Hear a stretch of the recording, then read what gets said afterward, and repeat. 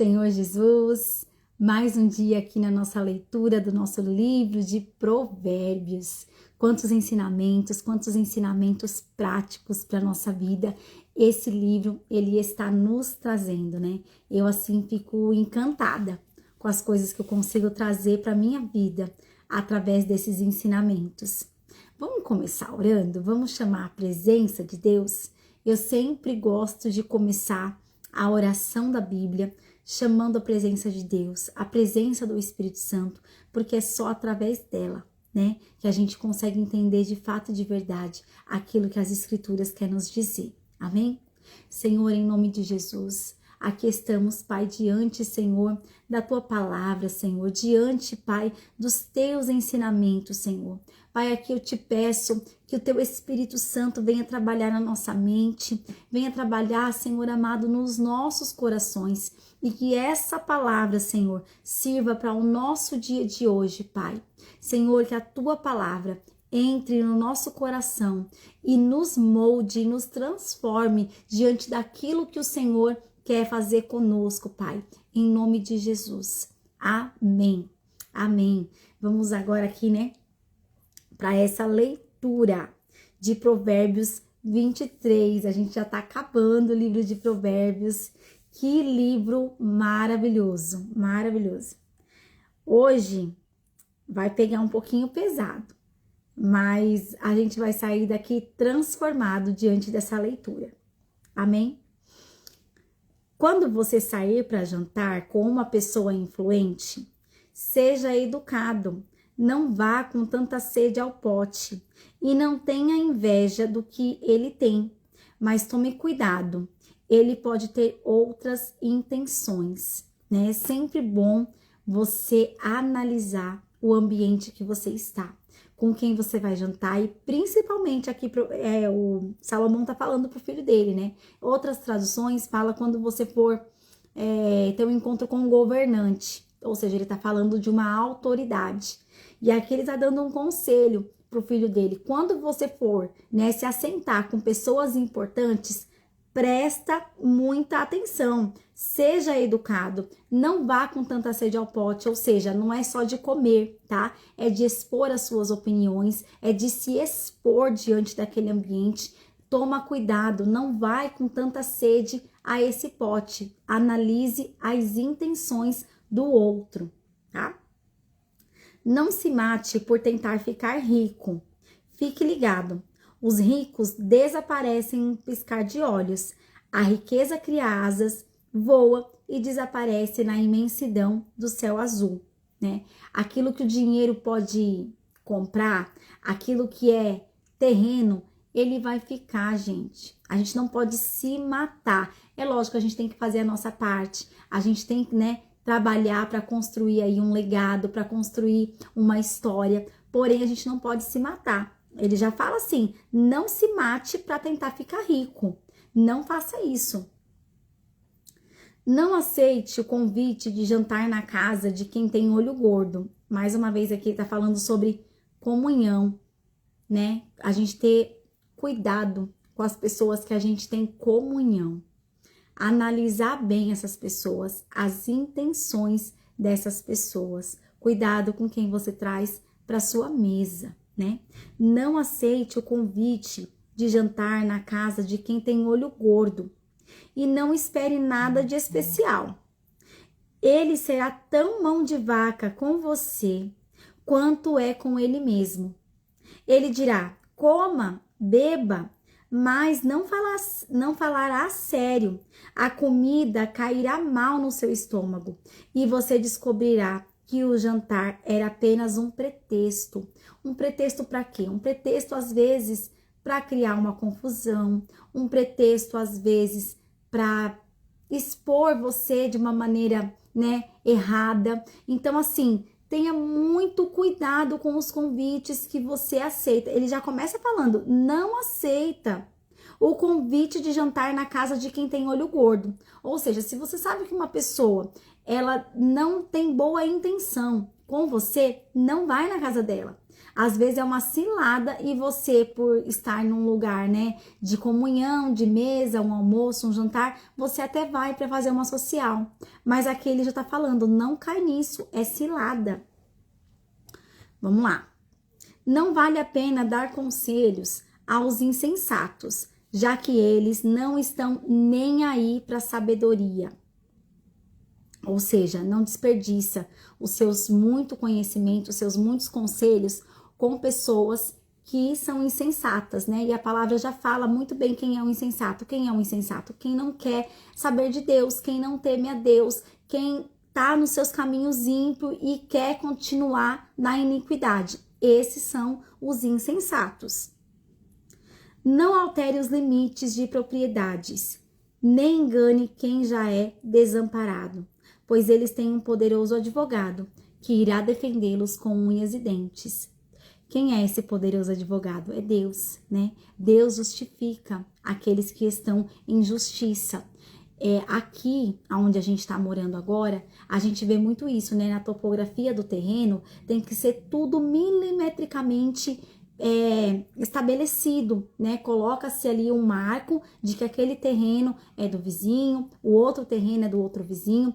E, gente, dá uma confusão lascada isso. Se você entra meio metro para dentro do terreno do outro, isso dá uma confusão. E aqui ele tá falando assim, não altere os limites de propriedades, ou seja, não interessa se não tem ninguém morando, não interessa se tá vazio, não faz isso. Ele está falando de novo, né, sobre aquelas pequenas corrupções. Nem engane quem já é desamparado, ou seja, a pessoa já tá desamparada, a pessoa já não tem amparo, você vai lá ainda se aproveitar dessa situação. Olha o que ele fala assim, pois essas pessoas... Aqui não tá falando se elas servem ou deixam de servir, se elas acreditam ou não. Tá falando que os desamparados, eles têm um poderoso advogado. Então, que não parta de mim nem de você, né, usurpar dessas pessoas, fazer com que elas se sintam, né, desprezadas ali, conseguir coisas por meio ilícito. Não importa. Aqui a gente vê muito isso, né? Tem muitas pessoas que ainda não moram aqui. E já deu muita confusão, porque a pessoa não tá morando, aí vem a pessoa que se acha mais esperta, invade um pouquinho de um lado, invade um pouquinho do outro, ali é ilícito, gente, não faz isso, porque essas pessoas têm um poderoso advogado. Eu e você, nós temos um poderoso advogado, que vê o que ninguém vê, que está na situação aonde a gente menos imagina. Se tem pessoas querendo nos lesar, se tem pessoas querendo, né, usurpar, usufruir de algo que é nosso, nós temos um poderoso advogado. Apenas descansa o seu coração. Renda-se à instrução com disciplina e abra os seus ouvidos à voz da experiência. É para você se render à disciplina, não é para você, né, se manter. Tem pessoas que elas se colocam à frente da disciplina e falam assim, não, eu tô certo, eu não tenho que mudar, eu que tô certo. Não, aqui tá falando, renda-se à instrução, renda-se à disciplina, tenha um coração moldável, tenha um coração flexível, né? Aquele que não é flexível, ele quebra. Já dizia um pastor, que eu não vou me lembrar o nome dele, eu ouvi essa pregação e eu fiquei encantada com isso que ele fala. Aquele que não é flexível, ele quebra. Já pegou algo rígido? Você vai tentar moldar ele, você vai tentar disciplinar ele, ele quebra. Agora, algo que é flexível, que é moldado, ele se expande, ele tem mais facilidade de se adequar, né? Que a gente venha ter esse coração moldável, disciplinável. Não tenha medo de corrigir os filhos pequenos.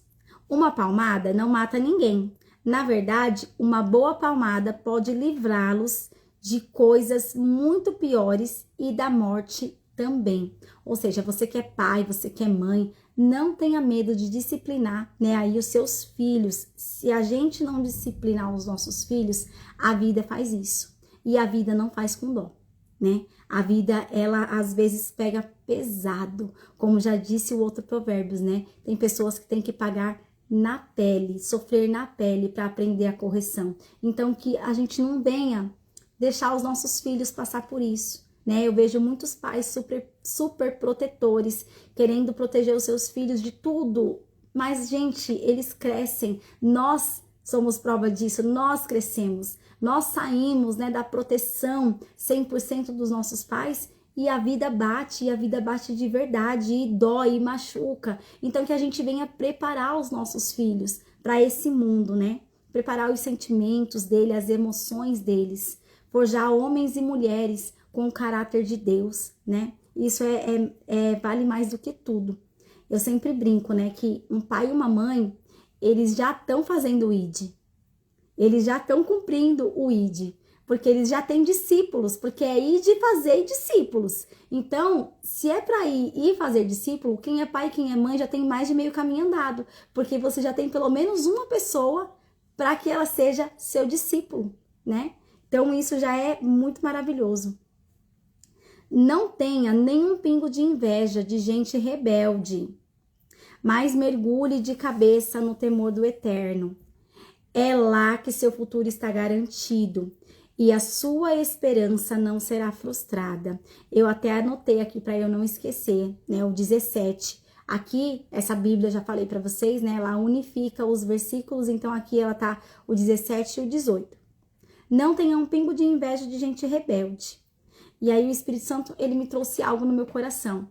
Quantas vezes a gente tem inveja das pessoas que não vivem segundo a nossa crença, né? Inveja do jeito de se vestir, inveja do jeito de falar, inveja do empoderamento, né? Aí as mulheres, nossa, que mulher empoderada, que mulher isso, que mulher aquilo. Não é pra você ter inveja disso, gente.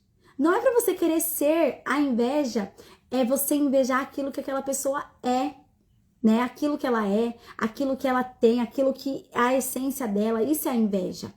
Então, às vezes, você tá ali no seu cantinho, sendo justo, sendo reto, e aí você vê alguém, né? Uma foto, um vídeo, alguma coisa, e você fala, poxa, queria ser igual ela, mas ela é rebelde. Ela não tem um coração disciplinável, ela não anda nos caminhos de justiça. Salomão já tá falando pro filho dele, não tenha um pingo, um tiquinho de inveja de gente rebelde. Para com isso. Já pensou? Você já pensou se Daniel, ele começasse a ter inveja do povo a qual ele estava inserido? Ele iria se corromper, ele não teria conseguido guardar o coração dele. De tudo que se deve guardar, guarda o seu coração. Guarda o seu coração. Porque se você ficar invejando, se você ficar, né, colocando no seu coração, poxa, eu queria ser aquilo que aquela pessoa é, mas aquela pessoa é rebelde. O rebelde aqui, gente, é aquele que não segue os preceitos do Senhor. Então nós cristãos, essa palavra é para os cristãos, a gente não pode ter inveja das pessoas que ainda não estão moldados pelo caráter de Cristo.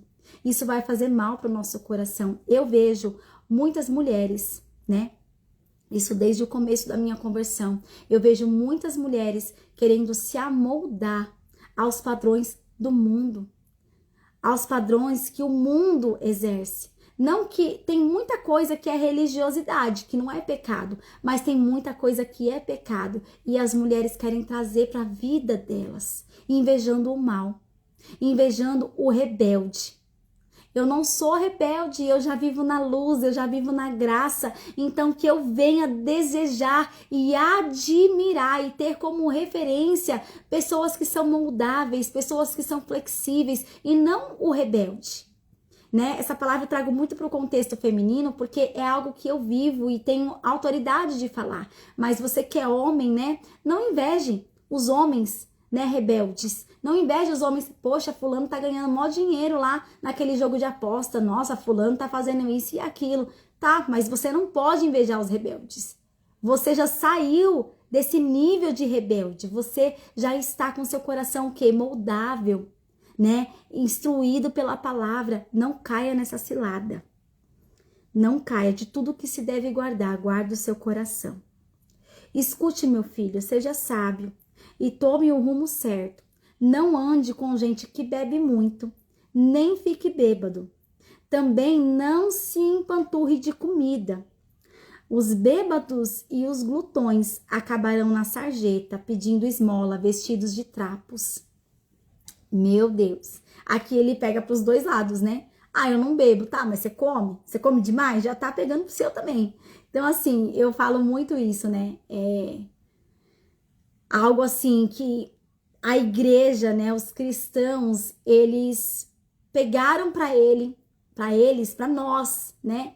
Um título que não deveríamos estar felizes com isso, né? Crente não bebe, mas come demais. Gente, isso não deveria ser algo que a gente devesse se vangloriar, porque é uma forma de escândalo do mesmo jeito, né? Me desculpe aqui até a clareza. Eu tenho que tomar muito cuidado para falar isso, para não escandalizar, para não ferir ninguém. Porém, reveja suas atitudes, porque a palavra é muito clara quando ela fala que os glutões também não herdarão o reino dos céus. Então, você não matou, você não prostituiu, você não roubou, não blasfemou, você não fez nada, mas você foi glutão. E aí você vai para esse mesmo lugar de tormenta que essas pessoas que fizeram tudo isso vão. Então, assim, toma muito cuidado. Ser cristão, gente, é você olhar para sua vida num todo e fazer uma análise dela por completo. E todos os âmbitos tem que estar muito bem ajustado para você não tropeçar em nada. Então, ele fala, não anda com quem bebe demais, não fique bêbado, mas também não anda com quem come demais. Os dois extremos são errados, os dois extremos não agradam a Deus, amém? Me desculpe aí, né, se talvez eu não soube usar as palavras corretamente, mas pense nisso. Traga para o seu contexto, poxa, eu tô comendo além. Tem muitas pessoas, e isso foi até uma aula essa semana, tem muitas pessoas que acabam trazendo na comida o conforto, o consolo que a alma dela precisa. E aí elas comem demais, tem pessoas que até deixam de comer. São dois extremos também tristes, tá? Descontam na comida, seja na forma de não comer ou de comer demais, as suas tristezas. Então veja se o seu emocional está desregulado, se você está descontando na comida. E se você estiver, busque o equilíbrio. Uma vida equilibrada, ela é assim extremamente essencial em todas as áreas. A nossa vida ela tem que estar muito bem ajustada em todos os âmbitos. E a alimentação, ela é um dos sinais se nós estamos emocionalmente desequilibrados. Ouça com respeito o pai que o criou e não deixe de lado a sua mãe quando ela envelhecer. Meu Deus, que forte, né? Compre a verdade, não a venda por uma ninharia. Compre a sabedoria, a educação e o entendimento. Os pais se alegram quando seus filhos se dão bem. Filhos sábios enchem os pais de orgulho. Então faça seu pai feliz. Deixe sua mãe orgulhosa. Que conselho bonito, né? Meu filho, quero toda a sua atenção, por favor. Siga este meu conselho. A prostituta é um poço sem fundo e a mulher devassa é uma confusão certa. Ela roubará tudo que você tem, pois é pior que uma quadrilha de assaltantes. Pior que uma quadrilha de assaltantes é uma mulher devassa. Meu Deus, a destruição que uma mulher ela pode fazer na vida de alguém. Eu falo isso, né, gente, assim, Deus, ele deixou uma ferramenta poderosa para a mulher, poderosa mesmo. O problema é que as mulheres, num geral, hoje a gente vai apanhar, né, mais do que nunca, tá sendo pontual essa palavra, creio que para as mulheres. As mulheres, elas usam de forma errônea em lugares inapropriados. Ah, Mayara, que ferramenta é essa? A sensualidade. A sensualidade, ela tem a capacidade de edificar ou de destruir. Como assim de edificar, Mayara? Porque Foi Deus quem criou a sensualidade. Foi Deus quem deixou a sensualidade para a mulher. Porém, é para ela usar com sabedoria com o seu cônjuge, né? Para ela usar com sabedoria no momento em que ela estiver noiva, desposada. É nesse momento. Mas tem muitas mulheres com a alma ferida que usam essa estratégia em lugares inapropriados, em situações que não eram para elas usarem. E olha só, as mulheres, elas caem nisso aqui muito. Olha só, e a mulher devassa, é confusão na certa. A prostituta é um poço sem fundo. Ou seja, nada vai satisfazer ela, nada satisfaz a prostituta, e a mulher devassa é confusão na certa. Ah, eu não sou prostituta, mas se você cai na devassidão, você vai estar envolvida em confusão. Mulheres, é especificamente para nós essa palavra, e às vezes é assim, ó, é com muito temor que eu falo isso, com muito amor, com muito carinho. Sonda as suas atitudes. Se você tem usado a ferramenta da sensualidade que o Senhor Deus deixou para nós em momentos errados, reveja os seus caminhos, reveja, porque senão você vai estar envolvida em confusão na certa, e é a palavra quem está falando isso. Não seja uma mulher devassa, não caia nesse caminho. E aí eu volto no 17, não inveje o empoderamento feminino que está por aí nas ideologias. Não inveje o ímpio, não inveje as pessoas que não têm aquilo que você tem. Gente, quer coisa mais linda? Nós temos o Espírito Santo de Deus trabalhando no nosso coração. Essas pessoas, elas que deveriam querer ser como nós, e não nós invejarmos a vida delas. Porque foi para isso que o Senhor nos chamou, para sermos exemplo, que as pessoas tenham sede, que as pessoas vejam a luz em nós e através de nós elas sejam alcançadas. E não nós nos colocarmos no lugar de ter inveja desse tipo de coisa e nem ser devassa. Use a sensualidade que Deus te deu nos momentos certos. Não use essa ferramenta em lugares errados. Você vai se comparar a uma mulher devassa.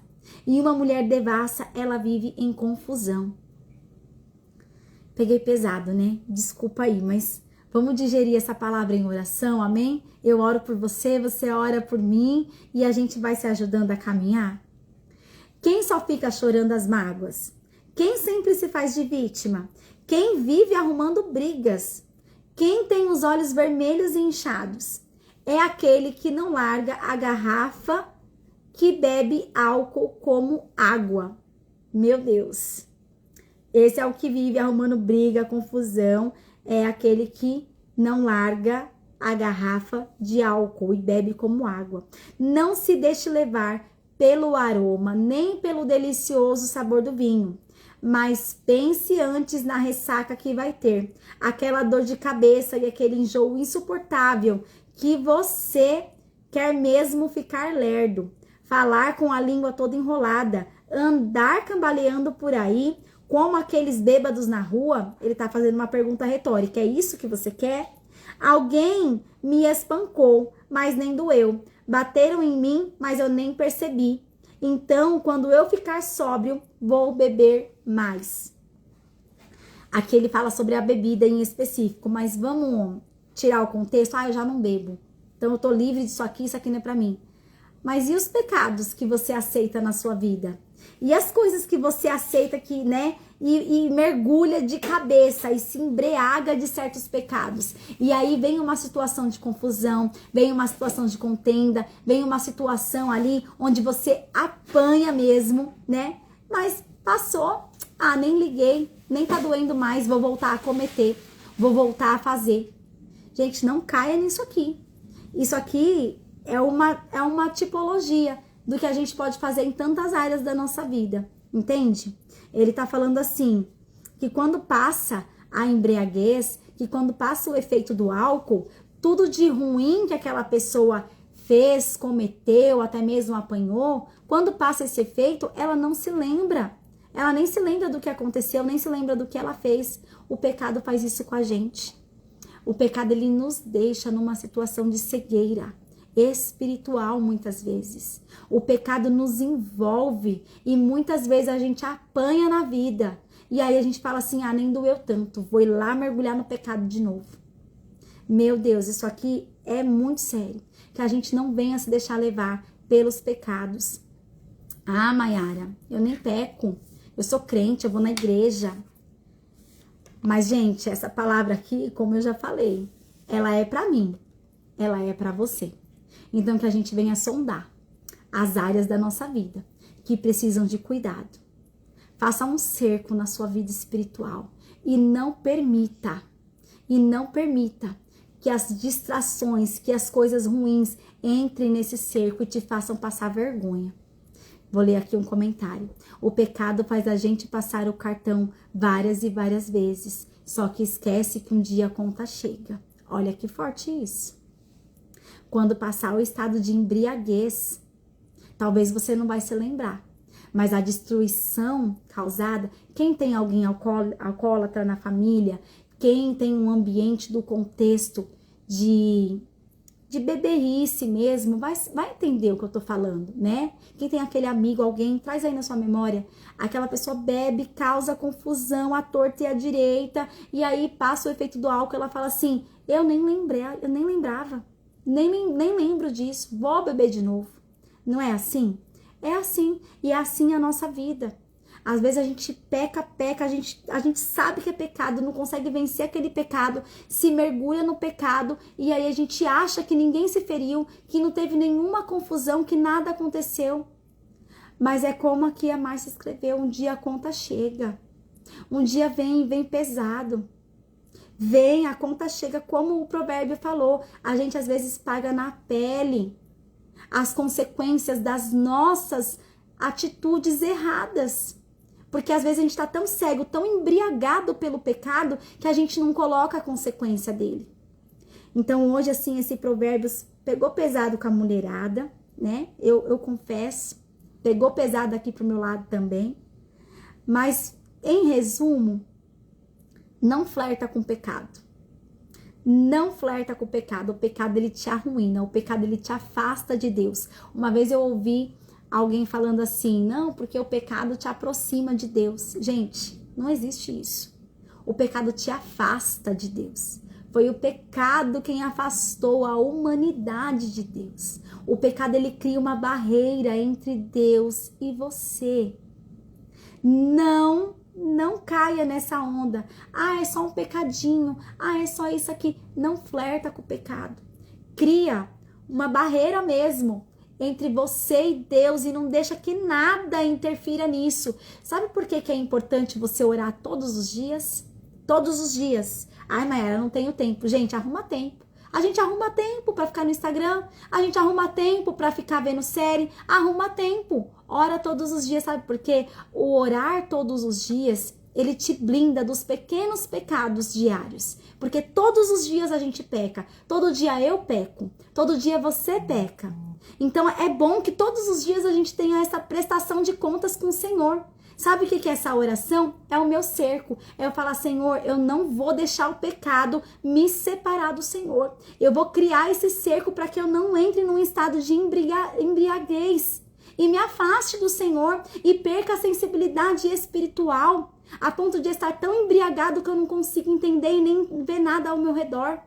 A oração diária, ela é uma prestação de contas para Deus, para que a gente crie realmente esse cerco contra o pecado. Não se embriague. Não entre nessa armadilha de Satanás, amém?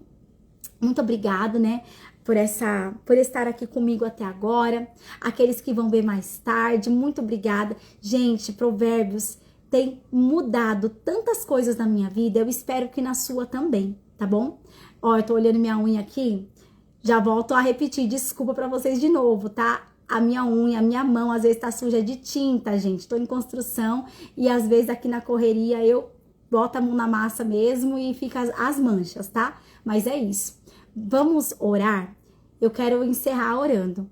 Eu raramente faço isso, mas eu sempre finalizo já direto. Mas eu sinto no meu coração de orar, para que a gente venha ter esse entendimento. Não queria que Provérbios acabasse.